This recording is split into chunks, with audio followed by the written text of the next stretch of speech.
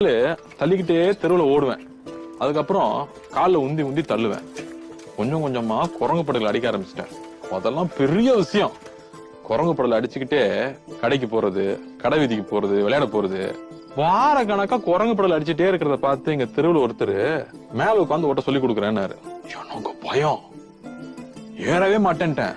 நான் புடிச்சுக்கிறேன்டா விழமாட்டடான்னு சொல்லிட்டு தள்ளி விட்டாரு. சரி அவரு புடிச்சிருக்காருங்கிற தைரியத்துல கொஞ்சம் தூரம் ஓட்டிட்டேன். என்னடா கூட வந்த சத்தியத்தைய காணோம்னு திரும்பி பாக்குறேன். ஆள காணோம். அவர் அங்கேயே நின்னுட்டாரு போல.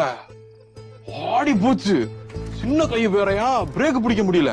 காலை ஊனியா நின்றுலான்னு பாக்குறேன். எட்டல. என்ன பண்றதுன்னு யோசிக்கிறதுல எங்க ஸ்ட்ரீட்டை தாண்டி வந்துட்டேன். அங்க நல்ல வேலையா வீடு கட்டுறக்கு ஆத்தமன்ல போட்டு வச்சிருந்தாங்க. அதுல கொண்டு விட்டேன். விட்ட வேகத்துல எம்பி அடிக்க வச்சிருந்த செங்கல்ல போய் இடிச்சு இருந்தா பாருங்க பிச்சிருச்சு. அப்ப கூட சைக்கிளுக்கு என்ன ஆச்சும் தான் பயந்துட்டேன்.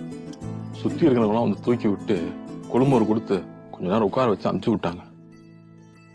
ஆனா அன்னைக்கு சைக்கிள் ஓட்ட கத்துக்கிட்டேன் தான். அதுக்கப்புறம் சைக்கிள் தான்.